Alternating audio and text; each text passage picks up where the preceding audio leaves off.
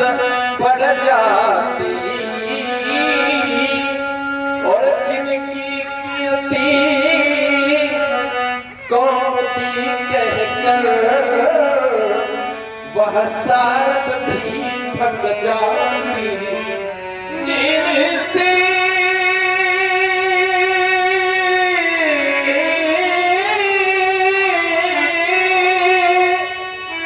जिनसे कांति कलेवर होता और शोभनी मस्तक चंदन है नमित हृदय यह सीरध्वज।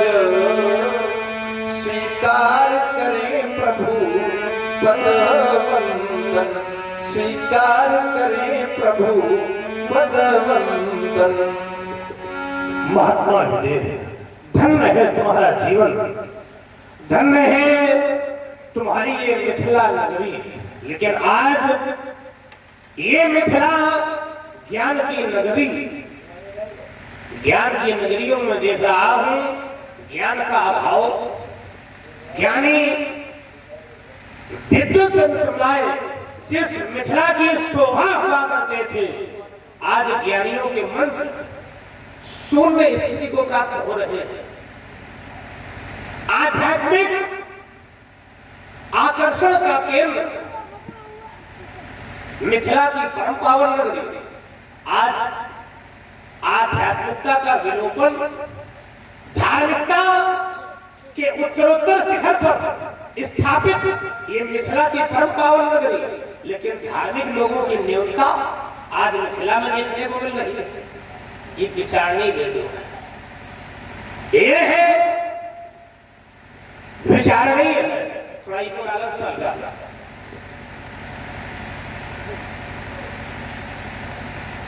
इस पर चिंतन होना चाहिए।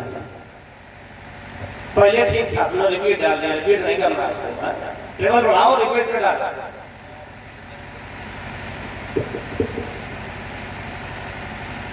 देखना तुम्हारी योग के विशेषज्ञ, योग के आठों आयामों की पूर्ति अपने जीवन में की तो योगी राज कहलाया। देखता हूं दूसरी ओर ये संसार भोगों की ओर जाता है। योगी के राज में संसार की स्थिति भोग की। जीवन प्राप्त हुआ, भगवान शंकर ने कहा किस लिए प्राप्त हुआ, तो मां अंबा से भगवान शंकर कहते हैं, उमा कहूं मैं अनुभव अपना, सत हरि भजन जगत सब सपना। जगत सपना है, स्वप्नवत है, लेकिन आज स्वप्न को ही हम अपना मानते हैं। ऐसा करो आप लोग इधर आ जाओ, तो हमें पीछे घूमना नहीं पड़ेगा। चार लोग बैठे हो, सामने बैठो, गाय पीछे बैठो।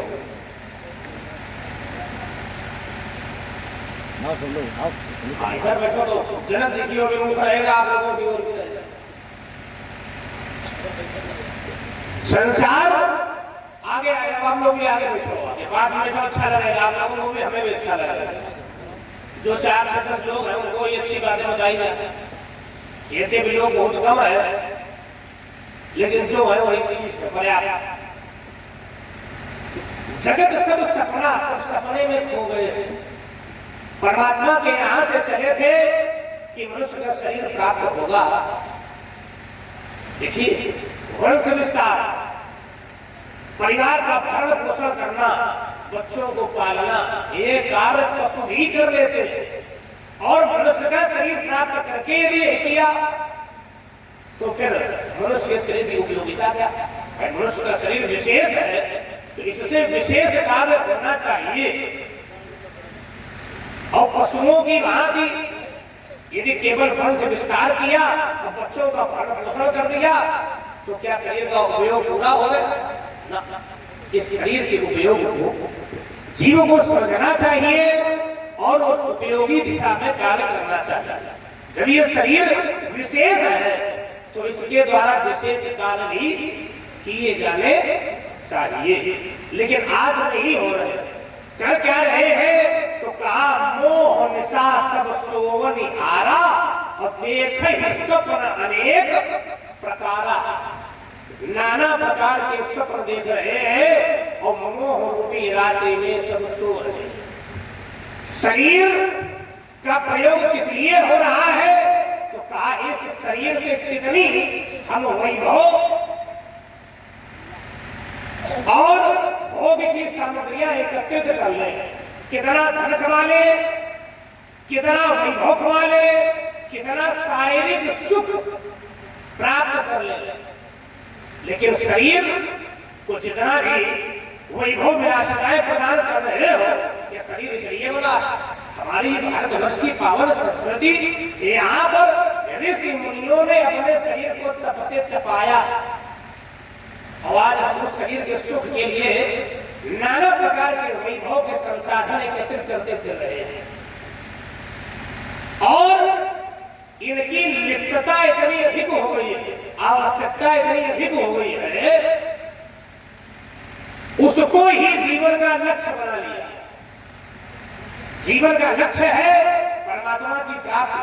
जीव का एकमात्र लक्ष्य परमात्मा की प्राप्ति। यूं तो हमारे कवियों ने कहा खाली हाथ आए थे और खाली हाथ, लेकिन खाली हाथ जीव नहीं आया। अगर भारतवर्ष में मनुष्य का शरीर मिला तो ये विशेष कर्मों का फल है जो भारतवर्ष की पावन भूमि, जहाँ के लिए देवता गीत गाते हैं, गायत्री देवा किल गीत गानी धन्यास्तुते भारत भूमि। आगे ऐसे भारतवर्ष में हमें जन्म मिला। मनुष्य का सर्वसुलभ, सर्वोपयोगी, सर्वश्रेष्ठ शरीर प्राप्त हुआ और कार्य क्या कर रहे हैं? तो प्रभु का भजन नहीं कर रहे। जिसके लिए मिला करते क्या है? सांसारिक वस्तुओं का भजन कर रहे हैं। तो हमारे गोस्वामी जी ने लिखा ऐसे लोगों का जीवन कैसा है? कहा अस प्रभु छाई भजै जे आना तेनर पशुविन पूछ किसाना।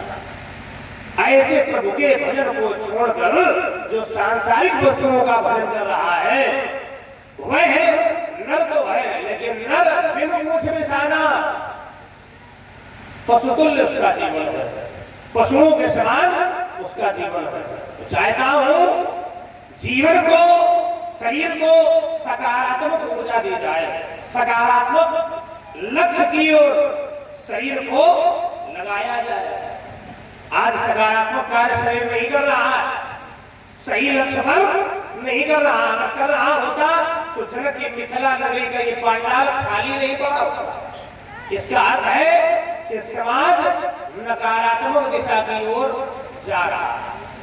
प्राचीन काल में ऋषियों ने परंपरा डाली, कहा ब्रह्म मुहूर्त है, उत्तिष्ठ जागो, अमृत काल की मेला है, बोले अमृत बरस रहा है, ब्रह्म मुहूर्त में जितना चाहे उतना बटोर लो। लेकिन आज ब्रह्म मुहूर्त में लोग उठना नहीं चाहते, ऋषियों के बनाए हुए नियमों को भूल गए।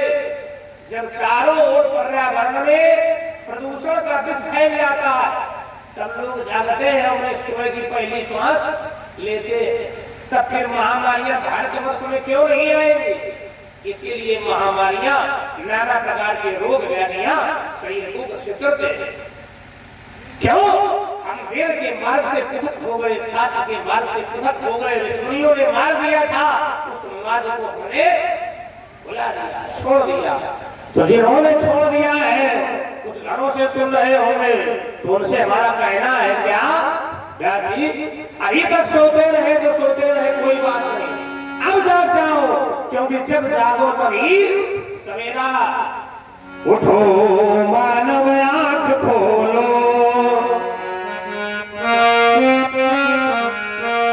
इसका बेस बहुत बड़ा, बेस काटो, उसका बेस कम करो। उठो मानव आंख खोलो, जो मुझ में था माइक में दूसरा था, ये आवाज बदल गई। उठो मानव आंख खोलो, सो चुके हो अब न सोना। उठो मानव आंख खोलो, सो चुके हो अब न सोना।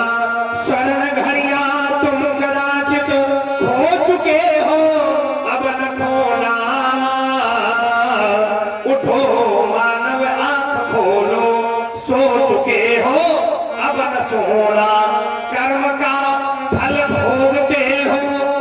अशुभ शुभ जो कुछ किया है, बीज अनुचित कर्म का यदि बो चुके हो, अब न बोना उठो मानव आंख खोलो, सो चुके हो अब न सोना।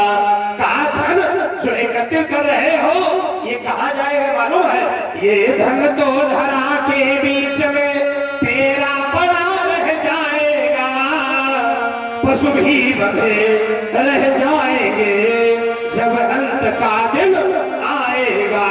नारी लगे प्यारी घनी रोती खड़ी रह जाएगी, जिस देह पर तू गर्व करता वो धूल में मिल जाएगी।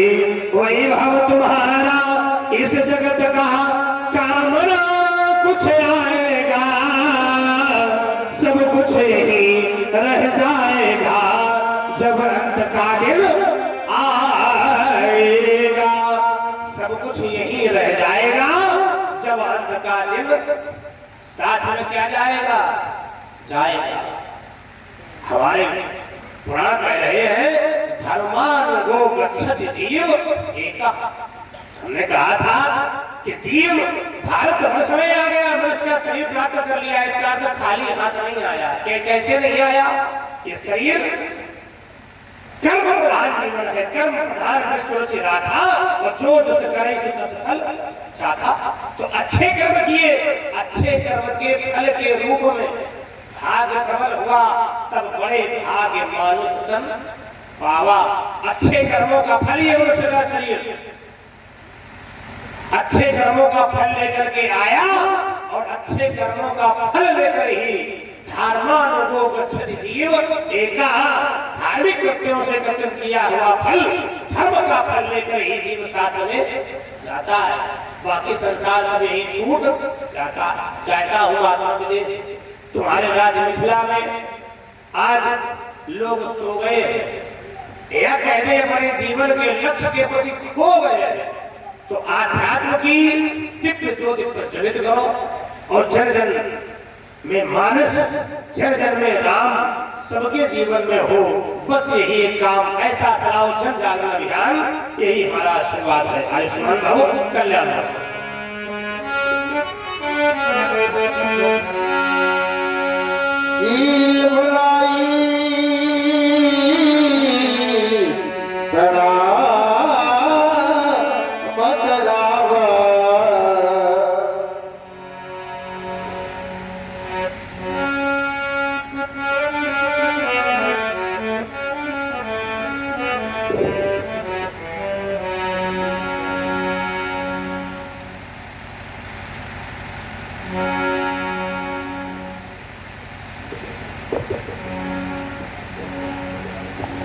भगवान ये पुत्री है, प्रणाम प्रस्तुत कर रही है, आशीर्वाद की आकांक्षा।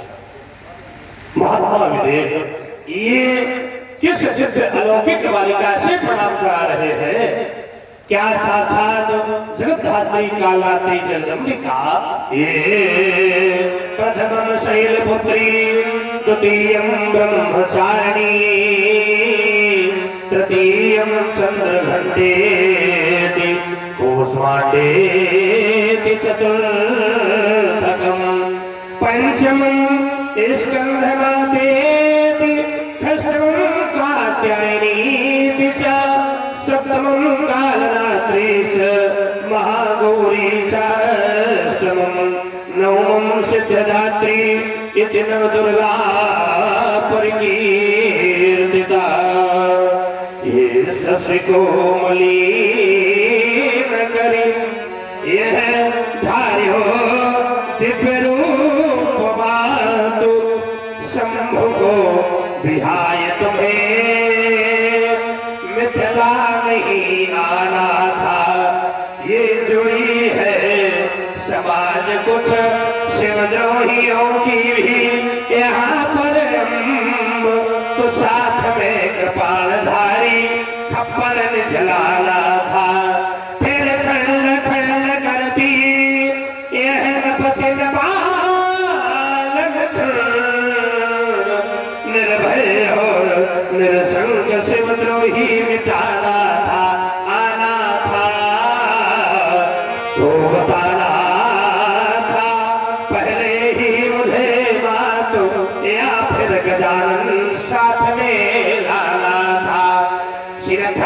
निशा सुंदरी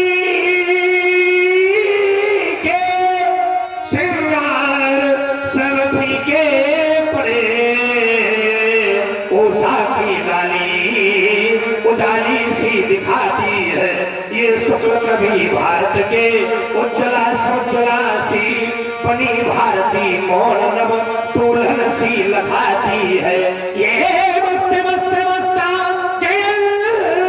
सी दिखाती चारू चाल, मानो अंशवान माली को बुलाने चली आती है।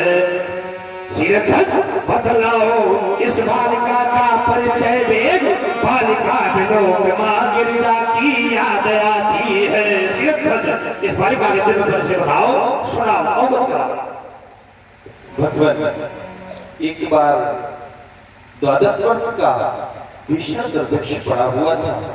मुनिजनों के द्वारा विधान बताया गया, मिथिला की दक्षिण दिशा में पुंडरीक क्षेत्र में स्वर्णिम महल का विधान था और मैं स्वर्णिम महल लेकर चला। क्षेत्र पुंडरीक में, क्षेत्र पुंडरीक में हल चलाने लगे, तो मेघ आने लगे, मेघ छाने लगे, मेघ आने लगे, मेघ छाने लगे। तब विविधि भांति विप्रों ने मंत्र पढ़ा, तब विविधि भांति विप्रों ने मंत्र पढ़ा, चलते चलते रुका हल, मिला एक घड़ा और उस घड़े से हुई कन्या प्रकट, हुई कन्या प्रकट, गए इसके निकट और ये से हम लगाने लगे, मेघ आने लगे, मेघ छाने लगे। इस तरह बालिका का आविर्भाव हुआ और नारद मुनि के द्वारा बालिका का नामकरण सीता ऐसे किया गया। वसुंधरा के गर्भ से उत्पन्ना ये भूमि की पुत्री भूमि जा, धरती के अंदस से उपजी, धरती के अंदस से उपजी, ये धरती माँ की प्यारी, संतत हो सौभाग्यशालिनी, ये बेटी झनक दुलारी, अमर रहे तब सिर सेंदूर जब तक मां गंगा की धारा, संतत हो सौभाग्यशालिनी, ये शुभ वरदान हमारा, पतिव्रताओं की श्रेणी में पहला भाग तुम्हारा हो, अतुलनीय अनुराग पति में सीधे सदा तुम्हारा हो, निश्चर संहारणार्थ देवी इस यवनी तल पर आई हो, आदि शक्ति अंशावतार ले वही देही कहलाई हो, भवे समस्तम, भवे समस्तम सफलम तदीयम मनोरथम वै जनकात्मजेहि पतिव्रतत्वं सुदर्णवापे यशस्विनी में दिन सर्वलोके। आयुष्मती भव, अखंड शोभागवती भव, ले जाओ कन्या को महलों में सुशोभित करो। आशीष दीन सजी अरजानी निज समान ले गई गया, विश्वामित्र मिले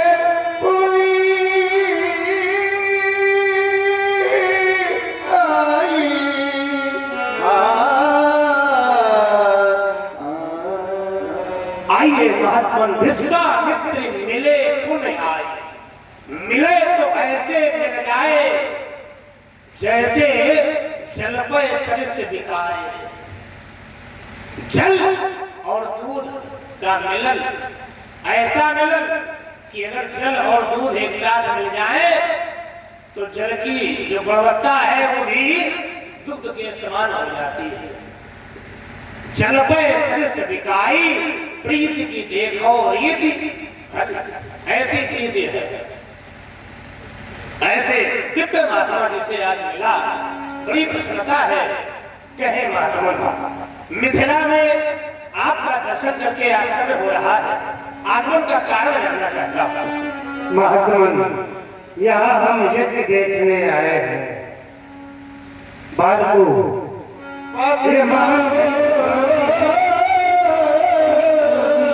शिष्टाचार करो। मेरे दो भाई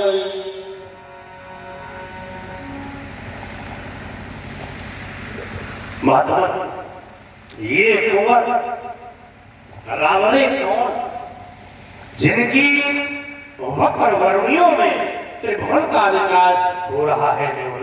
सुंदर सुंडाकार भुजदंड, विशाल वक्षस्थल, नेत्रों में छात्र दर्प, कोटि कंदर्प, दर्प दमनशील, मानो अमानुषा के वक्षस्थल को विदीर्ण कर ये स्वयं बाल भास्कर के समान प्रतिभा से संपन्न हो रहे हैं। ऐसे दिव्य देवल कुमारों का सुंदर परिचय बतावे। महात्मा, इनका परिचय इस प्रकार से है। चंचल जखन जागो, लखन नाम जागो,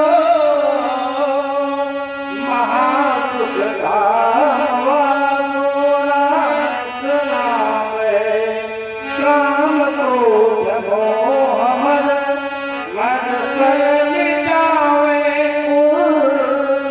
अरिन के हरण को भी काम है, तालु का संघारी, सुबाहु जला जालोन, गौतम सीतारी जो गई निज धाम है, प्रेमी दो भैया मद मदन मिटैया, दशरथ के छैयन को अवधपुर धाम है। चक्रवर्ती नृपाल दशरथ के ज्येष्ठ पुत्र कौशल्या नंदन राम और सुमित्रा नंदन लक्ष्मण, इस प्रकार से इनका परिचय है। महात्मा, आपने कहा प्रेमी दोनों भैया, हाँ महात्मा, और मद मदन बिकैया, हाँ हाँ, अर्थ मद मदन बिकैया, इसको जरा विस्तार करिए। मदन अहंकार और ये मदन, ये ब्रह्मचर्य का प्रतीक है। ब्रह्मचर्य का प्रतीक बिकैया, ब्रह्मचर्य में कुछ बेचा जाता है। मद मदन बिकैया आपने सिद्ध दिया, प्रेमी दोनों भैया और मद मदन बिकैया। ये थोड़ा सा कम समझ में आया परिचय में, तो हमने जहाँ बाबा है और बाबा से जाति को पूछ लेना चाहिए, तो ये बात हमें थोड़ी कम समझ में आई। बात है प्रेमी दोनों भैया, इनमें प्रेम अपार है, ये तो ठीक। मद मदन बिकैया, ये थोड़ा कम समझ में आया। ये ऐसा है, अहम को दूर करने वाले बालक हैं। अहंकार इसके बस में बच जाता है, जिसके हृदय में, उसको ये दूर कर देते हैं। ऐसे बालक है। यहाँ पर है मद मदन, मदन माने कामदेव, मद माने काम के अहंकार को, बिकैया इसको ये कह सकते हैं बेमोल कामदेव का भी जो अभिमान है, बेमोल बिक जाता है इसकी सुंदरता दिया है। कामदेव की भी हमने कहा था कोटि के अंदर प्रखर तमनशील, ये वही है। कामदेव के भी अहंकार को नाश करने वाले, बेमोल बेच देने वाले बालक, इतने सुंदर सुंदर रास, इस सुंदर दिव्य रास पर प्रसन्न चित्त हृदय से आशीर्वाद देने का हृदय कर रहा है भगवान बातों से सुंदर प्रदान कराया है। हमारा आशीर्वाद है राजपुत्री हम बाकी लोग सनाथना अरे सम्मुखे मुझे प्राप्ति दीर्घायु राम लक्ष्मण आयुष्मान भव कल्याण वस्तु ले जाएगा।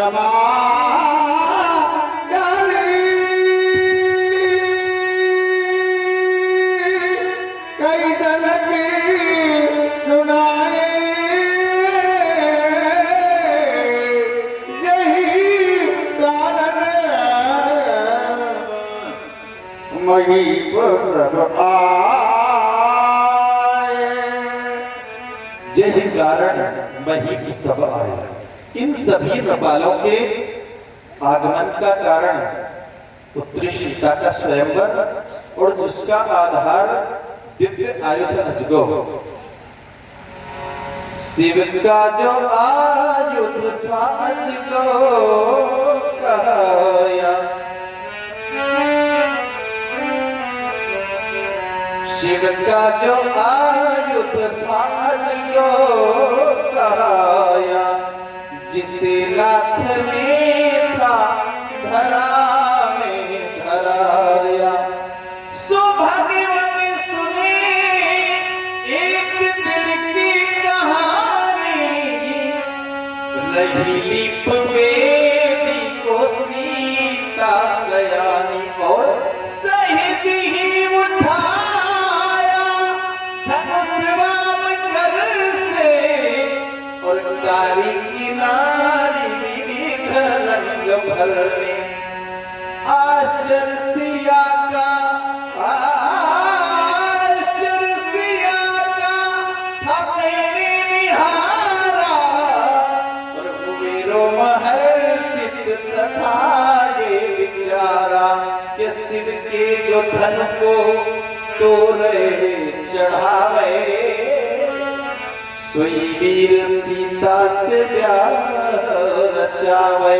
प्रयोजन यही था, प्रयोजन यही था इन्हें जो बुलाया और कारण यही था महोत्सव कराया। और प्रण की पूर्ति हो गई, अजगो 2 खंडों में प्रणित हो गया।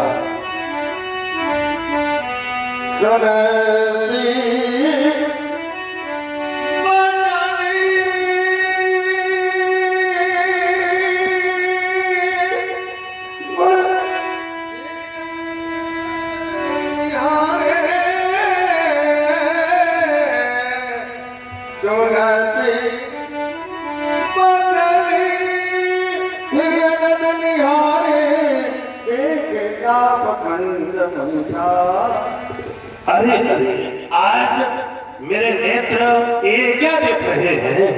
गुरुदेव भगवान का परम प्रिय आयुध अजगव आर्यावर्त का गौरव आज खंडित हो गया। पार्वत्या निज बर्तुरायुधमिदं म्लानं यदा निरमोगेन च वासुकेन वलितं यत् सादरं नन्दिना भव्यं यत्र त्रिपुरारी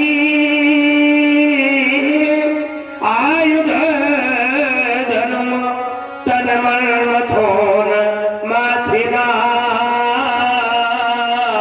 सत्यमम राम नाम विभुवं द्वैधा कृतं दृश्यते। पूजती रही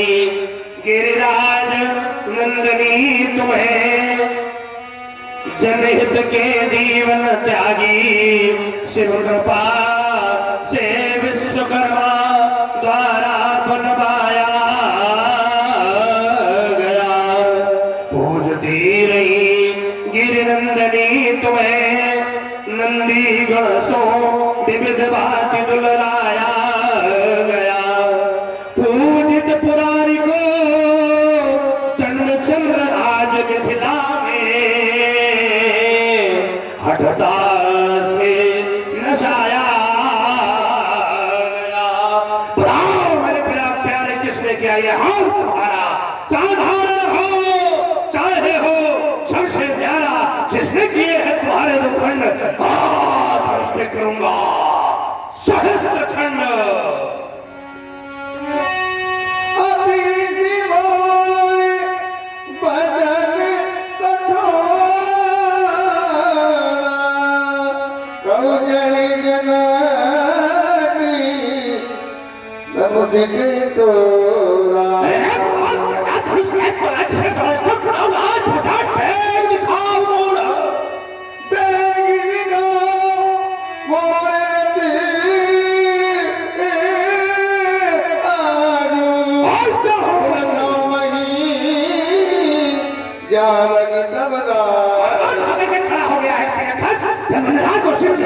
मेरे सब प्रस्तुत किया जाए। भारत राज इसका विस्तार जहां तक है, आज मेरे सूर्य राज का विनाश कर दूंगा, समाप्त कर दूंगा। सब दिलों के लोग सब जान जान की वीर, साधक पूरे लखबीर।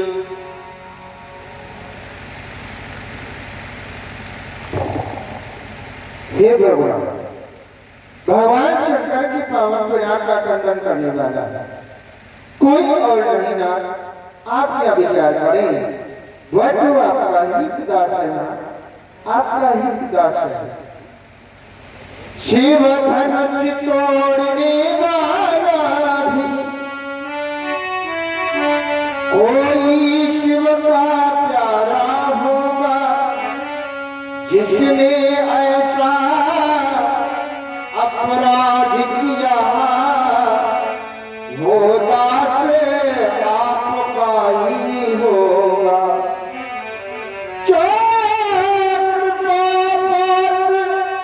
ऋषि मुनियों का वो कभी किससे डर सकता है, जिन पर हो दया ब्राह्मणों की यह कार्य वही कर सकता है। दोनों कर जोड़ कर रहा याचना, दास है आपका, दास है आपका। थोड़ा जिसने भी धनमा शिवानाथ का, दास है आपका, दास है आपका। नाथ संबोधन भंजनी हारा, हुई है क्यों युगदास तुम्हारा। आयस का कहीं किन बाही, बार बार बिन बने तो ही। थोड़ा जिसने धनुमा शिवानाथ का, दास है आपका, दास है आपका, दास है आपका, दास है आपका। कहे ना क्या कहेंगे? राघव राम, मेरे द्वारा अनुसंधान चल रहा है धनु भंजन हार का। मैंने राजा जनक से पूछा धनुष तोड़ने वाला कौन, दिखाया जाए, वेग दिखाओ, शीघ्रता से दिखाया जाए।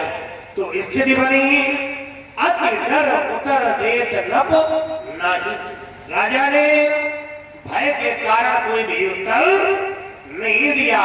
प्रत्युत्तर में मेरे समक्ष तुम प्रस्तुत हुए हो राम, कहते हो वो यही क्यों, कौन है ये क्यों राम? कहते हो दास तुम्हारा अर्थात दास हमारा, कौन? धनुष तोड़ने वाला? नहीं राम नहीं, कदापि नहीं। दास तो दास रहा, वह तो सेवक कहलाने का भी अधिकारी नहीं हो सकता, क्योंकि सेवक सो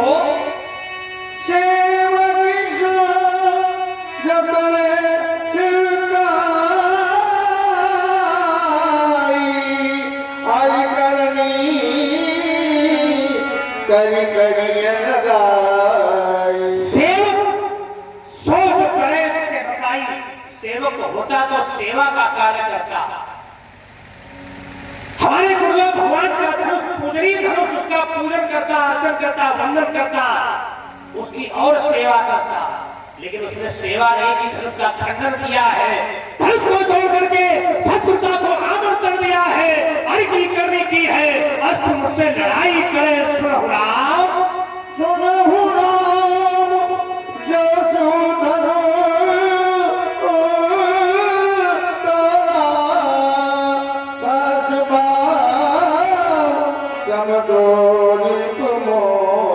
जो कुलभूषण कारण केसरी राघव राम, जिस किसी ने भी भगवान त्र्यंबक के कोदंड का खंड खंड किया है, वह माहेश्वरी नरेश कार्तवीर अर्जुन के समान मेरा वैरी है, और उसके लिए मेरी स्पष्ट घोषणा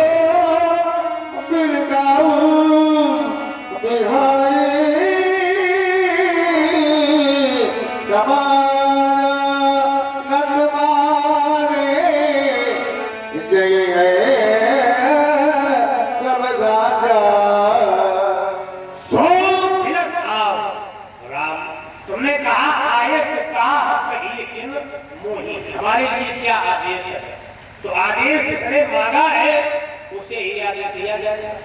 तो राम, तुम्हारे लिए हमारा आदेश है, खोल लो अपने कान और सुनो हमारा आदेश। क्या? सो माने उसे बिलगाओ, बिलग आओ, बिलग लेकर के आओ। कौन? तुम, क्योंकि आदेश तुमने मांगा।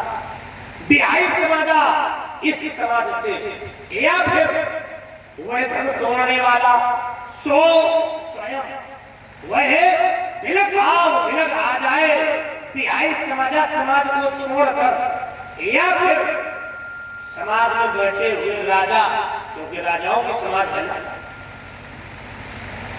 वे बिहाई समाजाओं से अलग कर दे, बिलग आओ, समाज से पृथक कर दे, बिलग कर दे। यदि ऐसा न किया गया राम, तो यहाँ उपस्थित जितने राजा है ये सब मारे जाएंगे।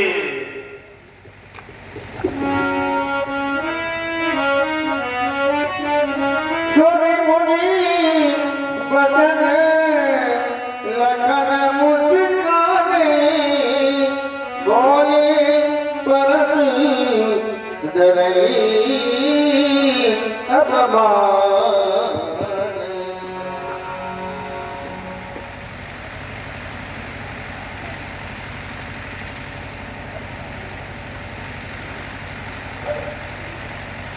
सुना सभी लोगों ने, धनुष तोड़ने वाले के विरोध में श्री परशुराम जी ने एक घोषणा कर दी, जही शिवधन तोरा साहस बाग समसोरी मोरा, सो बिलगाओ तिहाई समाजा, और नृत्य मारे जंगे सब राजा। धनुष तोड़ने वाला सो बिलगाओ अलग कर दिया जाए, और धनुष तोड़ने वाला यदि समाज से अलग न हुआ तो महात्मा जी के द्वारा व्यवहार क्या किया जाएगा? तो कह रहे हैं कि सब राजा मारे जाएंगे। धनुष तोड़ने वाला यदि समाज से अलग न किया गया तो समस्या फिर राजाओं के ऊपर है, और राजाओं में भी एक दो राजा न मारे जाएंगे। कह रहे हैं न तुम्हारे देंगे साथ, बढ़िया दंड विधान है, अच्छी न्याय संहिता है कि यदि धनुष तोड़ने वाला अलग न हुआ तो फिर सभी राजा दंडित किए जाएंगे। भगवान परशुराम जी ने सो बिलगाओ तिहाई समाजा, इसके विभिन्न अर्थ निकाले। पैरा तथा सो बिलगाओ बिहाई, धनुष तोड़ने वाले को तुम बिहाई। सो माने वह जिसने धनुष का खंडन किया है उसको समाज से अलग कर दो, या समाज ही धनुष तोड़ने वाले को अलग कर दे, या धनुष तोड़ने वाला स्वयं समाज से अलग हो जाए। इन किन्हीं परिस्थितियों में अगर कोई ऐसा कार्य न हुआ तो आपने कहा कि फिर सब राजा मारे जाएंगे। कब? जब धनुष तोड़ने वाला अलग नहीं हुआ तब। मैं चिंतन करने लगा, परशुराम जी कह रहे धनुष तोड़ने वाला अलग हो जाए, और मैं चिंतन यह करने लगा कि उसको अलग करने की आवश्यकता थोड़ी है, धनुष तोड़ने वाला तो अलग है ही, बस उसको देखने की आवश्यकता है। धनुष तोड़ने वाले को अलग करने की आवश्यकता नहीं है, वो तो अलग है ही। चेहरे से देखते हो कि धनुष तोड़ने वाला कौन है, बहुत बड़ी बात थोड़ी है, क्योंकि जितने पराजित है उनके सर झुके हैं और जो विजेता है उसका सर उठा हुआ है। शास्त्र कहता है जितने राजा उनके मुंह झुके क्योंकि वो हार गए हैं। श्रीहत भय हार ही राजा, अब बैठे निज निज जाई समाजा। जितने राजा वो सब हार गए, और जितने धनुष को तोड़ा वो विजेता है, तो जितने की खुपड़ी झुकी हुए वो तोड़ने वाले नहीं है। और जिसका सीना, जिसका मस्तक उठा हुआ हो वही धनुष तोड़ने वाला है। पहला प्रमाण। दूसरा प्रमाण, अलग करने की उसको आवश्यकता और नहीं है। क्यों? क्योंकि वो तो अलग है ही। कैसे? तो विद्वानों ने प्रमाणित किया कि राज समाज विराजत रूरे, उटकन महु जन जुग विदु पूरे। धनुष तोड़ने वाला समाज से अलग है। कैसे? कहा जैसे तारों के बीच में चंद्रमा, उटकन महु, उटकन माने तारा, जन जुग विदु, विदु माने चंद्रमा, जैसे तारों के बीच में चंद्रमा। तो ये जो राजा है ये तारे हैं, और जो तोड़ने वाला है वो चंद्रमा है। तो चंद्रमा को तारों को अलग करने की आवश्यकता थोड़ी है, तारों से तो चंद्रमा अलग होता ही है, बस वो देखने की आवश्यकता है। देख लीजिए, अब नहीं दिख रहा है, इसमें मेरा कोई दोष नहीं है। और रही बात राजा मारे जाएंगे, तो राजा आजा कौन मारे जाएंगे? पंडित जी ये क्रोध है ना। अब क्रोध करने के कारण में भी कुछ न कुछ है?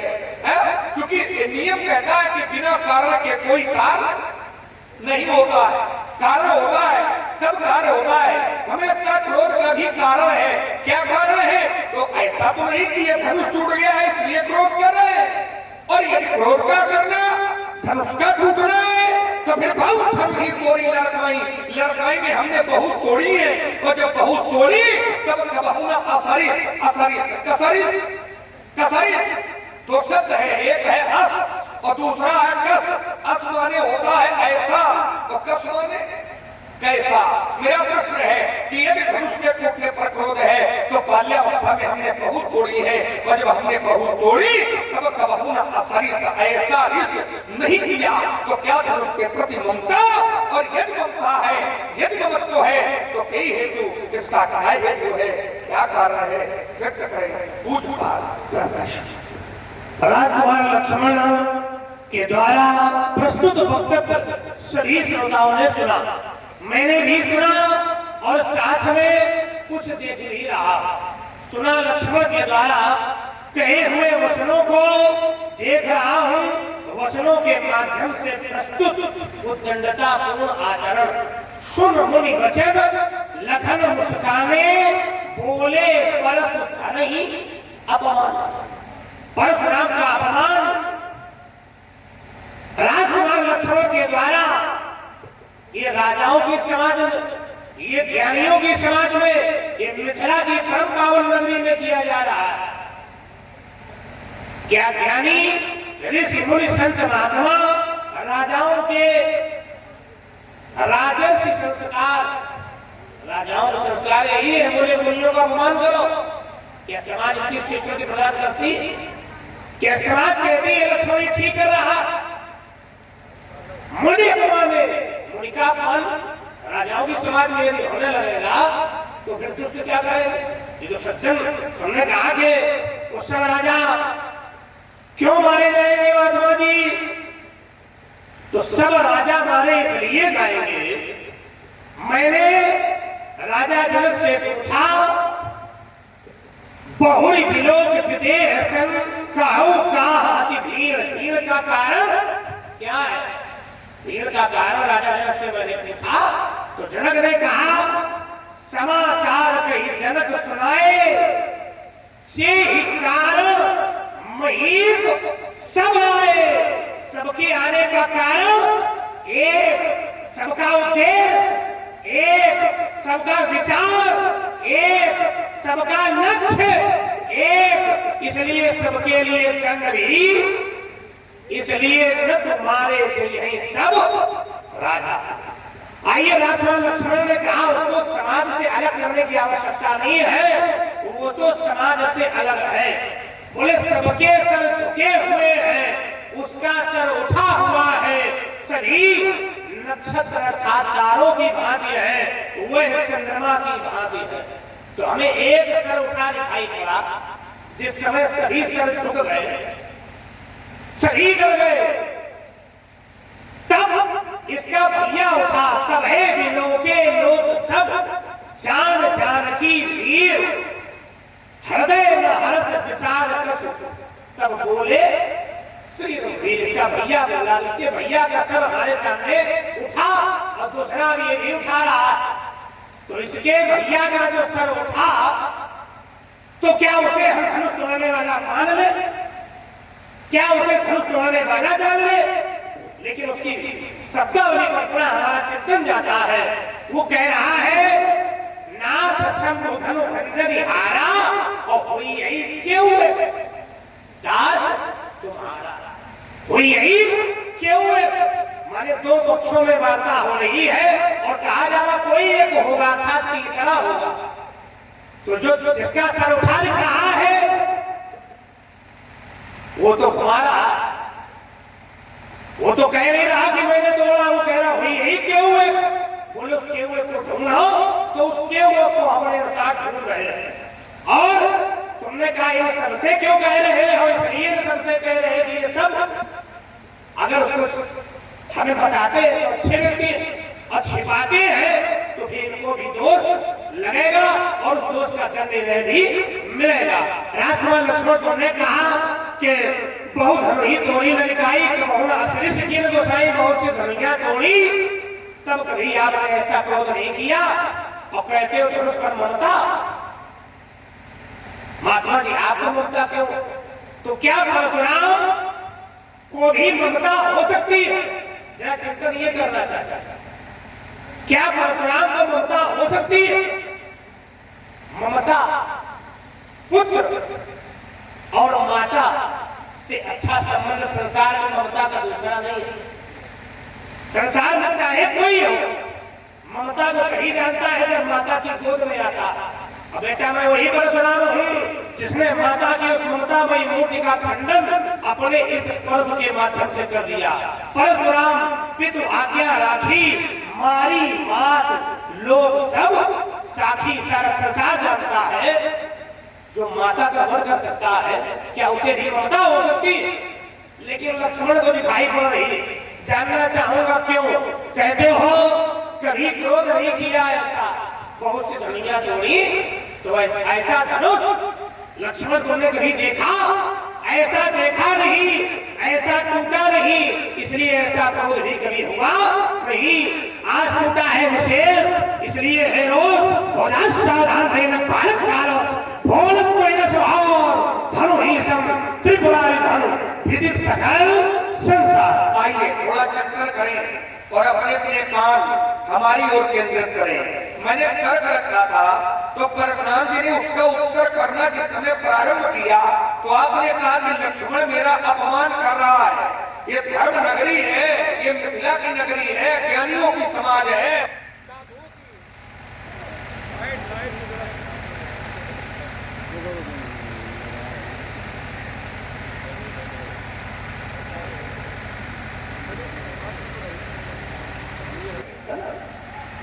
परशुराम ने कहा लक्ष्मण मेरा अपमान कर रहा है।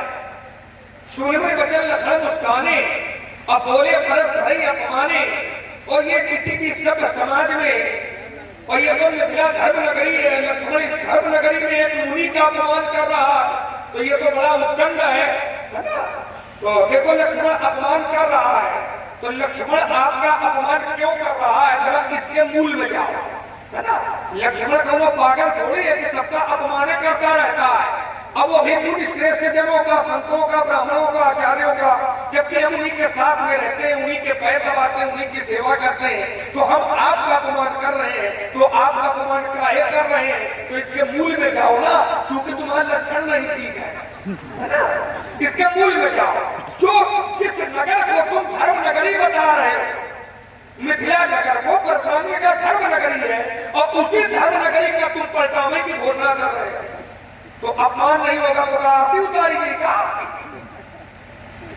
जिस नगरी को आप धर्म नगरी बता रहे हो कि ये मिथिला धर्म नगरी है, तो मिथिला धर्म नगरी है, और इस नगरी के प्रति आपका व्यवहार क्या है, तो इस नगरी के राजा से आपने कहा था, क्या कहा था व्यासी, समारोह आपने कहा मेरा अपमान करवाया धर्म नगरी में, तो इस धर्म नगरी के प्रति परशुराम जी का व्यवहार क्या है, व्यवहार क्या है। तो आपने यहाँ के राजा से कहा था, क्या कहा था व्यासी, इन्होंने कहा था कि बेटी दिखावा, बेटी दिखावा मूढ़ न आज, और नहीं दिखाया तो उलट मही, उलट अरे पलट दूंगा, मही माने धरती, कहा की कहा जहां लगी तुम्हारा राज, जहां तक तुम्हारा राज्य है, तुम्हारे राज्य की धरती पलट दूंगा। अब वो धरती है धर्म नगरी, तो धर्म नगरी अगर धरती पलटोगे तो आपके साथ व्यवहार अपमाने वाला न होगा, माल्यार्पण वाला होगा। तो हम अपमान कर रहे हैं, तो इसके मूल में आपके लक्षण ठीक नहीं है। लक्षण ठीक कर लो, हम आपके पैर दाबेंगे, पैर छुएंगे, चरणों के नज अपने मस्तक पर धारण करेंगे, लेकिन धर्म नगरी का विनाश करोगे तो महाराज ये अपमान ही होगा, सम्मान नहीं होगा। पहला तर्क। दूसरा तर्क, हमने कहा था कि आपने फिर कहा कि लक्ष्मण को दंड है, बातें कही है हम भी, है ना, पर हम ये चाहते थे कि तर्क लंबे लंबे ना हो, तर्क छोटे छोटे हो, छोटी छोटी समाज है तो छोटे छोटे तर्क हो, उसका एक अलग आनंद वर्षण है। आपने कहा उद्दंड है, तो उद्दंड भी नहीं है। हाँ, आपके प्रति मेरा व्यवहार खराब है। क्यों खराब है, क्योंकि आपका व्यवहार मिथिला नगरी के प्रति खराब है, और मिथिला नगरी है धर्म नगरी, और जब ये धर्म नगरी है इसलिए मेरा व्यवहार आपके प्रति खराब है। बाकी लक्ष्मण उद्दंड नहीं है, लक्ष्मण है दंड। दंड कैसे है, तो आचार्य कहते हैं, क्या कहते हैं व्यासी,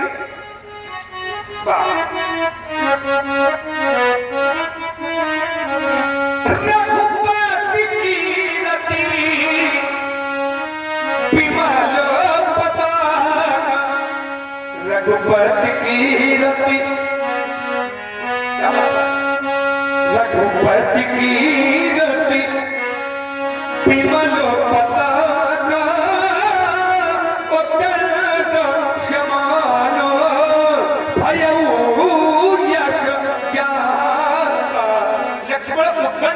लक्ष्मण है दंड।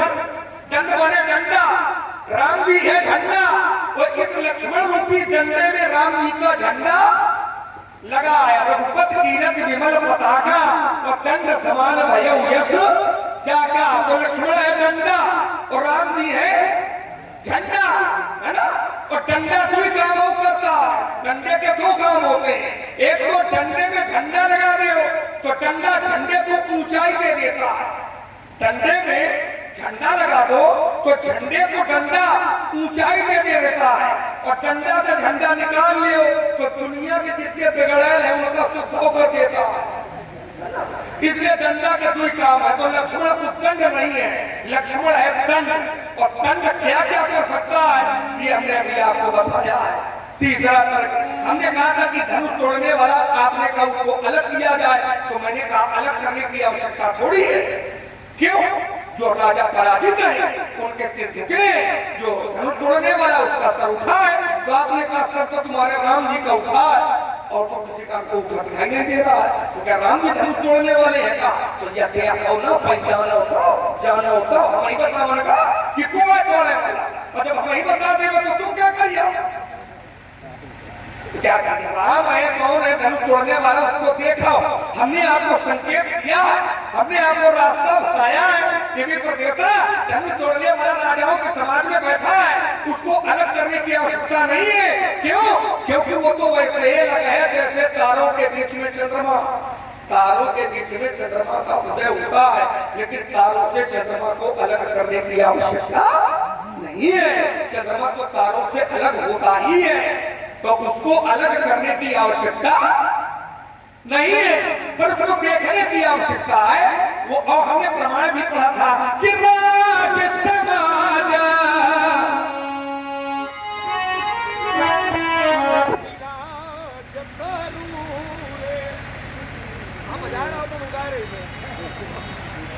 राज समाज ये विराज करू रे ओ उडगन महू जनु जुग विभू जैसे तारों के बीच में चंद्रमा। चंद्रमा को तारों से अलग करने की आवश्यकता नहीं है। चंद्रमा को तारों से अलग है ही, बस देखने की आवश्यकता है।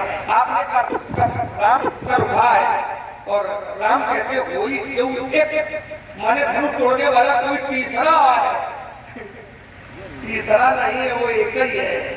एक कौन है ये भली बात जानो पहचानो। मैं अपनी वाणी पर विराम लगाता। एक शब्द ममता पर आपका एक तर्क था, मैं इसका उत्तर बाद में करता हूँ।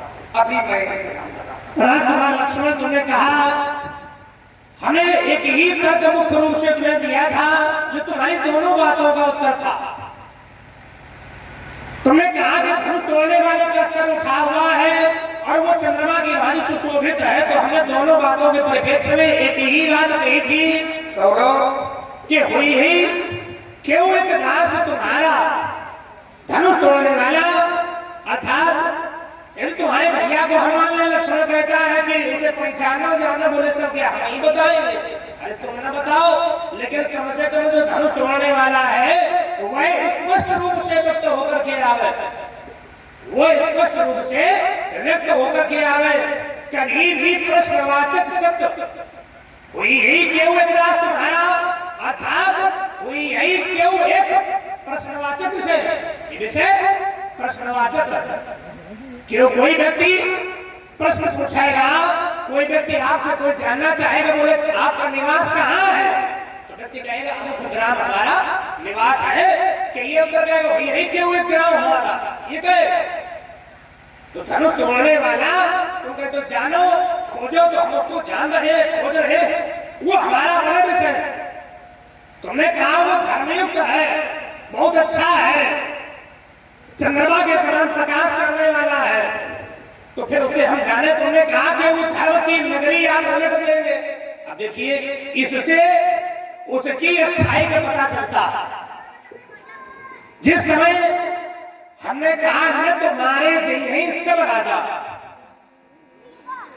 अगर वह अच्छा व्यक्ति था तो अच्छा व्यक्ति कभी ये नहीं चाहेगा कि हम एक के कारण सब मारे जाए। तो हमने कहा हम तो मारे जाइए सब राजा, तो शायद वह बाहर निकल के आ जाए, सबको न मरवाए, कहे महाराज हम अपराधी हैं, इसलिए कहा गया। लेकिन वह नहीं आया।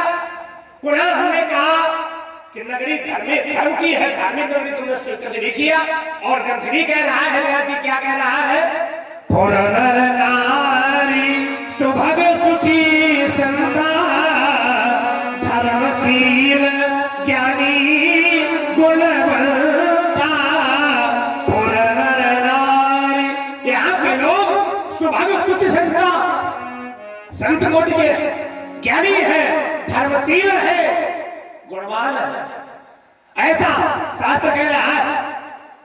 अब जहां के लोग ऐसे हैं और वहां के लिए घोषणा कर दे, देख दिखाओ मूढ़नत आजो, देख दिखाओ मूढ़नत आजो, उलट मई जा लही तव राजू। मैं वहां की धरती को उलट दूंगा। ऐसा जहां का नगर है, इतने अच्छे लोग हैं और धरती उल्टी जाने की घोषणा है, फिर भी जो तोड़ने वाला आके ये कहेगा भाई ये क्यों है, तब तो कम से कम कहे उस पवित्र धरती की रक्षा के लिए एक बार कहता कि नहीं महाराज आप ऐसा कार्य न करें, मैं हूं। तो मैं मानता कि हाँ वो अच्छा व्यक्ति है, उसने धर्म की रक्षा के लिए, सज्जनों की रक्षा के लिए, ज्ञानियों की रक्षा के लिए, संतों की रक्षा के लिए स्वयं का समर्पण कर दिया। समाज उसको याद रखना है, औरों के हित जो मरता, औरों के हित जो जीता, उसका हर एक आंसू रामायण, चाहे कोई भी ग्रंथ हो, कोई भी पुराण हो, प्रत्येक कर्म गीता। कौन फूल अच्छा सबको अच्छा लगता, विवाह कर लेना, विवाह हो गया धनुष तोड़ करके, कीरत यदि कमनीय प्राप्त हो गई, बड़े भारी लाभ प्राप्त हो गए, कहूं का है लाभ न भावा, वो लाभ भी ले लिया, ये तो अच्छी बात है, ये तो सब कोई ले सकता, लेकिन समाज के लिए समर्पित होना सबके बस की बात।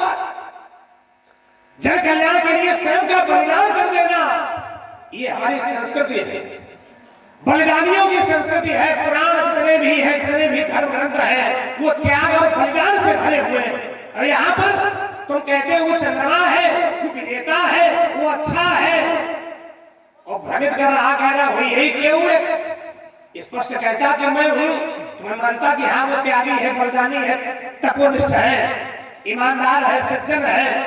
कहते हो परशुराम जी के प्रति तुम्हारा जो व्यवहार बोले वो आपका व्यवहार अच्छा नहीं, इसलिए हम ऐसा कर रहे।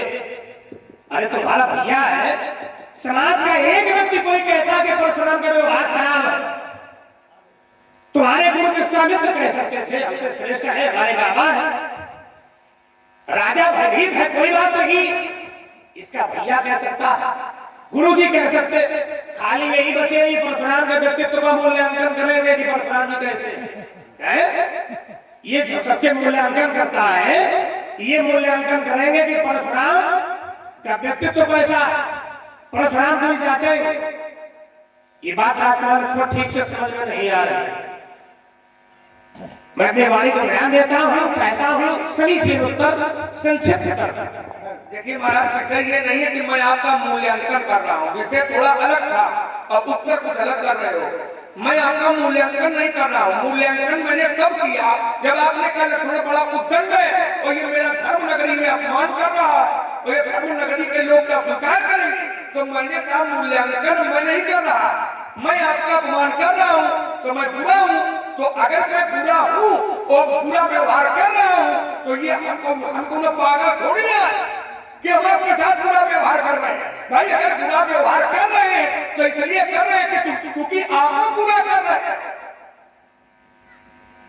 आप भी बुरा कर रहे हो ना, क्योंकि ये धर्म नगरी है और धर्म नगरी परगना, धर्म नगरी को विनष्ट करना, धर्म नगरी का विनाश करना, क्या ये अच्छा है? क्या ये अच्छा है? आप धर्म नगरी का विनाश कर रहे हो तो तुम्हारा पैपुदी होई का, वो पांव छुई का, तो पैपुदी तो बेटा हो रही और हुई रही है। अब वहां की बात, हाँ वहां तक नहीं है, नहीं यही बता नहीं है, बिल्कुल यही। इसके बाद में अगर किसी ने पैर आपके छुए हो तो बताओ, इसके पहले छुए और जब आपने कहा धरती पलटूंगा, अगर एकों ने पांव छुए हो तो बताओ। अगर अपमान किसी ने किया हो तुम बताओ। हम तो ठाड़ थे, हमने जिंदा ही बोले परशुधाई अपमाने, केवल लक्ष्मण के अतिरिक्त। हाँ तो हम तो खड़े हैं ना, केवल लक्ष्मण के अतिरिक्त। तुमने कहा ये एक तो बीच में बोल रहे ठीक नहीं, आप बोल चुके हो, बोल लेने दे और इसके बाद में आप, हाँ बोल, इसके बाद में पूरा सुनेंगे आप हम सुनते हैं, हमारी भी सुन लियो, सुन रहे हैं आप। करो कभी और लक्ष्मण और लक्ष्मणी के मध्य वार्ता प्रभावित